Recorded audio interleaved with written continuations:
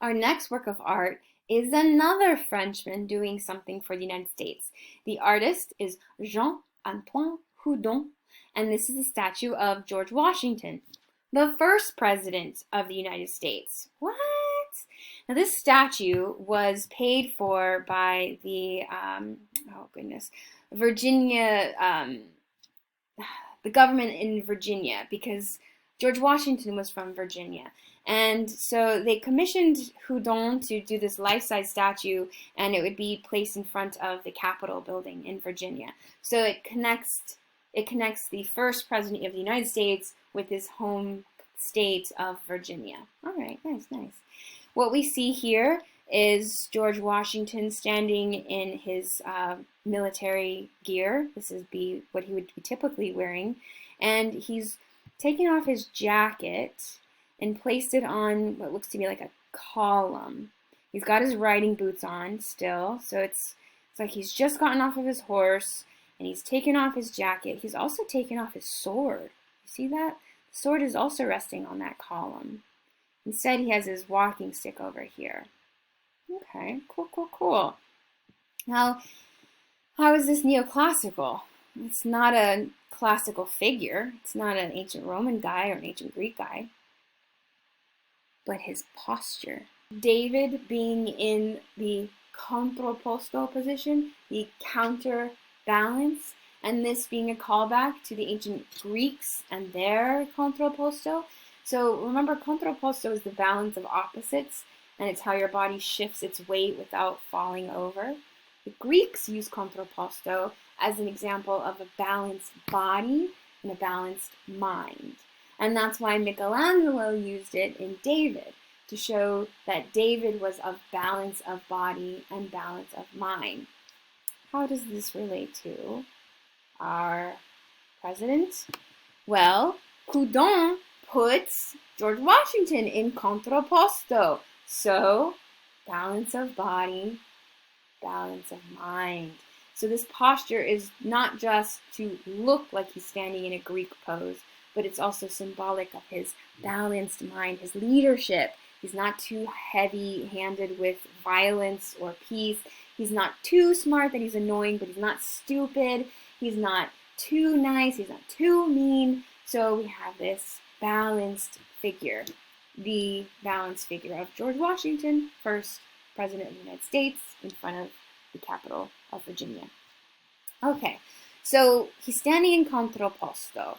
He's also got a lot more going on. Let me give us more details here. Okay, so he's got his riding boots on.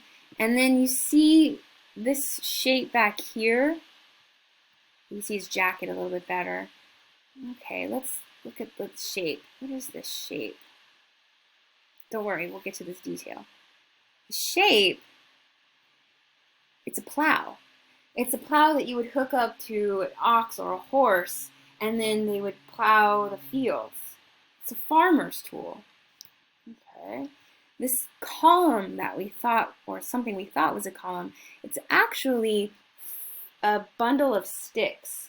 Now, this bundle of sticks, the ancient Roman soldiers would use, and it's called a fasces. And it's when you bundle these sticks and you use them as a battering ram, right? So a fasces. It's also where we get our word fascist. Fascist, battering ram, fasces. So what we see here is actually a battering ram, an ancient Roman battering ram, a fasces. And the fasces here is made out of 13 sticks. What's the symbolism? Come on. 13 sticks? Why 13? 13 colonies! The first 13 colonies of the United States, first 13 states of the United States, they make up this battering ram that plowed out the King of England.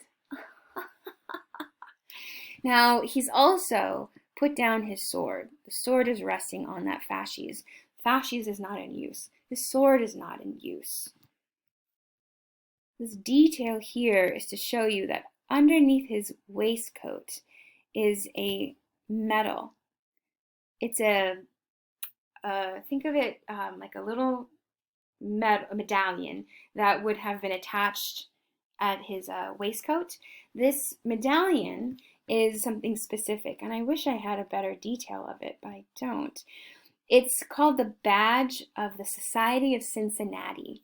The Badge of the Society of Cincinnati was a society that that George Washington established after the Revolution, and these badges of honor were given to his soldiers who had done these great feats during the war and then had gone back to their everyday lives. Remember, the United States of America was fought by militiamen, men who were not trained soldiers, but men of the city, men of the countryside. Most were farmers.